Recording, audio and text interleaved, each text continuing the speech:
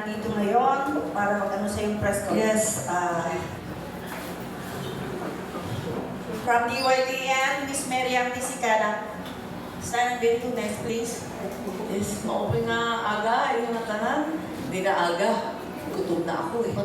Basta lang ka mo, masuki ko man ka mo. Hindi Tacloban, kag sa Tolosa. Thank you. At galing lang tayo, unang-una sa usog man. Okay. Anyway, kaninang umaga, nanggaling ako, sobrang aga, diyan sa CDA, itong paghatag ng atong mga 200,000 peso kada usa ka cheque para sa 18 o 19 na kooperatiba. Buong Region 8 ito, may taga-Ormoc, Luha, mga Tacloban, Leyte, mayroon mga taga-Eastern Samar, Northern Samar, taga-Palapag, itong mga agrarian reform beneficiaries, mga small, yung maliliit masyadong mga co-op, at saka yung newly merged na co-op, kasi tinutulungan natin itong mga agricultural co-op na talagang masyadong maliit. Usap pa, nagbukas tayo ng ating mga Kalay Seeds Project ng DSWD. Dinhi Tolosa, later on sa Tanawan naman. So yan ang ginagawa natin ngayon. Last 2 minutes, kay Martes, umpisa na ang official campaign period ng ating national election, itong mga senador. So thank you very much. I'm happy to be back in Leyte at tuwa naman ako na mabalik dito as usual. Thank you. Thank you.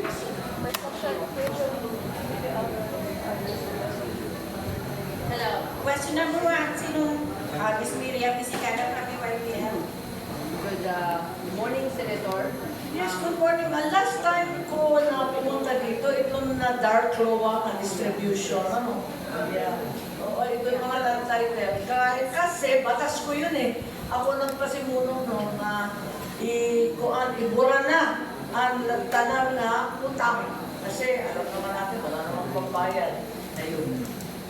So Senator, ngayon, zero balance na ang agrarian reform beneficiaries. That's the last time I think I came here.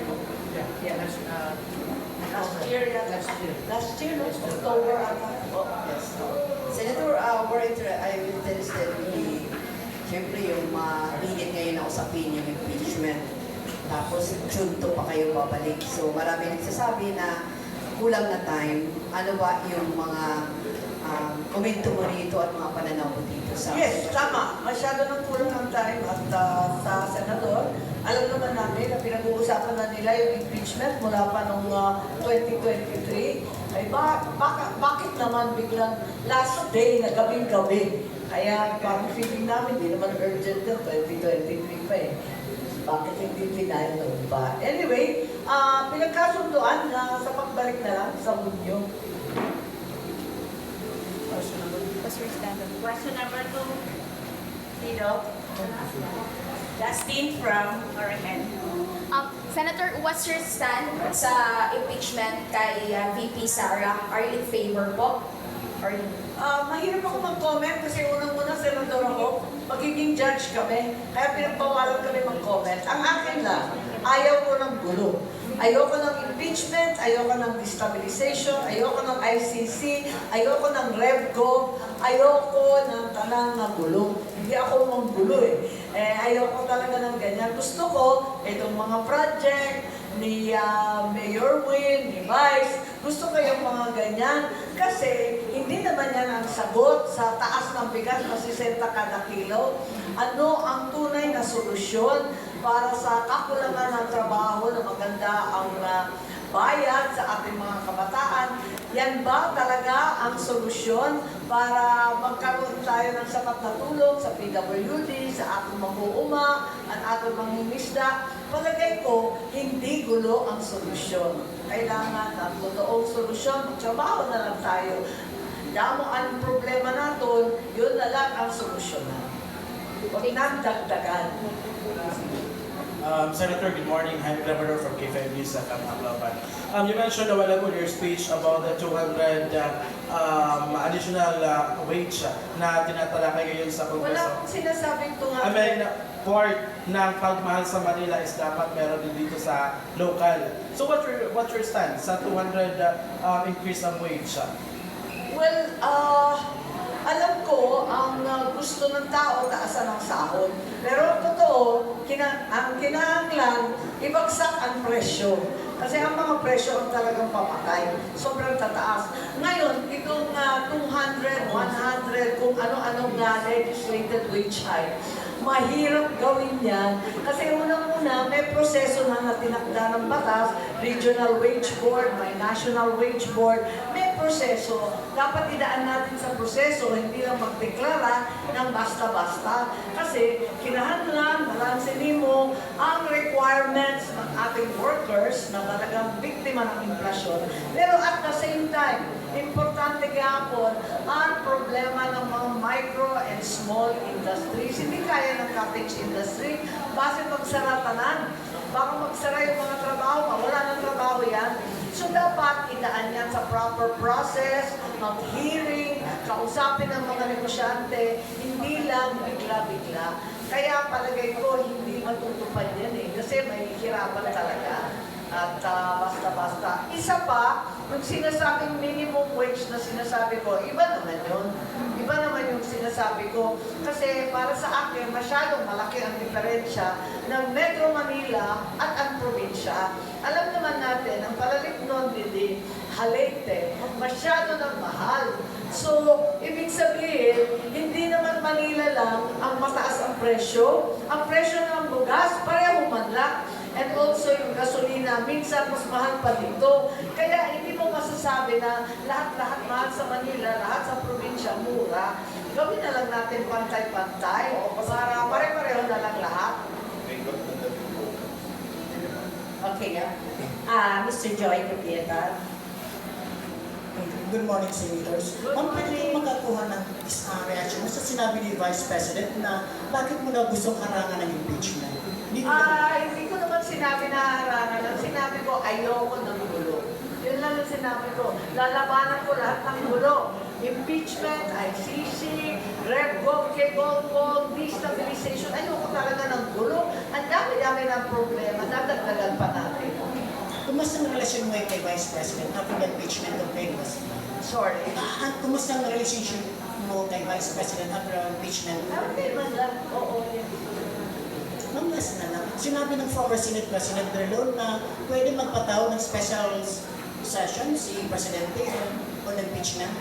As a general rule, it should really come from the Senate. And it's for urgent legislation.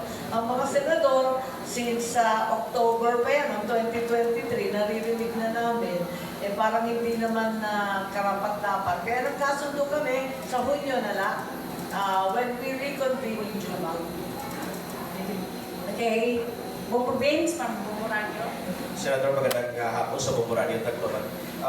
Unang tanong, may panukala kayo bago tungkol sa pagpapalinig? Maaari niyo ba ibahagi sa amin tungkol dito? Tapos pangalawa, Senator, si Speaker Romualdez, natin pa, sasampanan ng criminal charges, sabi ni Representative Alvarez, ano yung stand nyo dito? Sorry? Speaker Romualdez, natin pa, sasampahan ng kaso, That's criminal right, charges. That's right. Nabasa ko lang sa dyaryo Ano yung stand nyo dito? Okay, umpisa lang ako doon sa free funeral at nag-sponsor ako kasi sobrang mahal magkasakit. Ayan, talaga mahal magkasakit. Alam na natin yan, bawal magkasakit kay walang pambayad. At importante, yung PhilHealth na yan, talagang rumatsyada kasi yung case load nila ay napakabihay. Wala pa tayong mga regional hospital at wala pang sahod sa preventive care ang ating BHW. So marami pa talagang gagawin. Maliban dyan, ang pinakamasakit, luho na mamatay. Kasi, ayan, nandyan ka, nagluluksa, nag-iiyakan ng pamilya, namang problema pa sa pambayad ng libing. So ang sabi ko, itong poorest of the poor natin, at least dapat may free funeral. At ang DSWD, magpipilit na may kontrata sa lahat ng funeral establishment gumawa sila ng indigent funeral package. Yung pinakamura sa kanila. Kung nga kaya ba ng 10,000, 20. Ayan. Yan ang magiging funeral package para sa Pools of the Poor. Yun ang aking panukala. Kaya naman natin laki-laki ng ginagastos natin sa AIC, sa AKAP. Mas mainam, ayusin na natin yung procedure para hindi na po politika. Kasi pag naririnig natin yung AKAP, yung mga ayuda, maraming nagagalit, sinasabi na yung malalakas lang daw, doble, triple. Samantalang yung talagang nangangailangan, wala naman natatanggap kasi hindi daw malakas sa kapitan, sa congressman, abot na lang. So, yan ang problema. So, yung isa mo tinatanong, yung kaso, nabasa ko lang sa diary yun eh. So, hindi ko pa alam kung anong linalaman ng kaso. Thank you, ma'am. Mr. Yaruanjo from Market N. Good morning po, Senator at saka Mayor. Once again, this is Ronnie Yanuario from Magic FM Tacloban. So, masyadong updated itong tanong ko na pangatlo. Ito yung tinatawag po na marami po nagtatanim ng sibuyas ngayon dito sa Leyte at the Region 8. Pero lalo na dito mismo sa Tolosa, nagtatanim daw ito ngayon ng sibuyas sa mag-aangkat po ba ang DA ng 4,000 metric tons ng mga sibuyas at paano ito makakapekto sa ating mga magsasaka? Maraming Ito nga nagpo-protesta sa Bungabon, sa Nueva Ecija, maski sa Bayambang, sa Pangasinan, maski sa amin sa Ilocos. May malaking protesta nga sa Maynila dahil dito sa sibuyas. Ang baba-baba na ng presyo, hindi ka na makapaghanap buhay, wala nang kikitain, ang mag-uuma, mag-i-import pa, mas lalong babagsak ang presyo. Yan ang kinatatakutan. Tapos, last week, nagdeklara ng emergency na kulang puno ang bugas. Ang problema, mag-aani ng bigas sa katapusan. Ito na, mag-aani na ang local rice. Biglang papasok ang imported rice. Pinapayaman natin ang mga Pakistani, ang mga farmers sa Vietnam, at ginagawang pobre ang sariling Pilipino na magsasaka. Hindi naman yata tama yun. Yun ang kinatatakutan natin. Babagsak lahat ng imported onion, imported rice. Sakto sa panahon na mag-aani tayo dito. Dito po sa Tolosa, may nagtatanim po ng sibuyas. Parang wala pa. Kaya ba magtanim dito? Basta? Oo, mga bugas. I don't think sibuyas yata mahirap kahit ayaw niya ng basa. One last question from Pip. Puro Okay. kayo impeachment eh. Good afternoon, Senator Roger Tilana from P5GSFM. With regards po sa extension ng termino ng barangay and SK officials, meron pong jobs projects na naging unconstitutional, yung dati. Yung dati, pero iba kasi yun. But for now, anong plano ng Senate through Senator Amy Marcos? Hindi na lang nahabol, pero sigurado na imposible na magkaroon ng eleksyon kasi magkakaroon ng barn election sa October. So, hindi na mahahabol. So, in June, itatrabaho natin na matapos na. Nagtatawaran lang kami kung 6 years or 4 years ang term ng aton mga barangay kapitan at lahat ng mga kagawad, pati na rin ang SK. Yan ang problema natin. Pero, sa palagay ko, 4 years or 6 years, pinipilit ko pa rin yung 6 years, at least extended na sila. And hindi naman tayo gastos ng gastos, ang laki ng gastos ng October, tapos eleksyon na liwat, this December, kalokohan na yan. Okay, we will hear closing statement from our very own Senator Amy Marcos. Yes, thank you very much. At kandidato ako, sana tulungan ninyo ako. Usamanlaan, waray-waray, mga kandidato para senador. Kung madaog ako, sigurado naman kamo na parati ako nandito sa Leyte. Hanggang sa kasulok-sulukan, napunta man ako. Alam naman ninyo, mahilig ako pumasok dyan. Panahon pa, nung KB ako, yung kabataang barangay, hanggang ngayon, sanay man ako pumasok sa mga bayan-bayan, mga barangay, at todo-todo naman ang bulig natin kaysa Yolanda, kaysa kampanya, kaysa eleksyon, waray eleksyon, marami naman ako nandito. Kaya sana, buligan na the one and only, Waray Honor Slate, the one and only Didi, Region 8. So thank you very much. And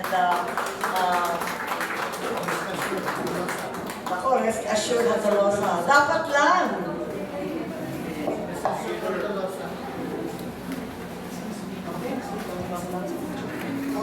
Picture muna tayo lahat.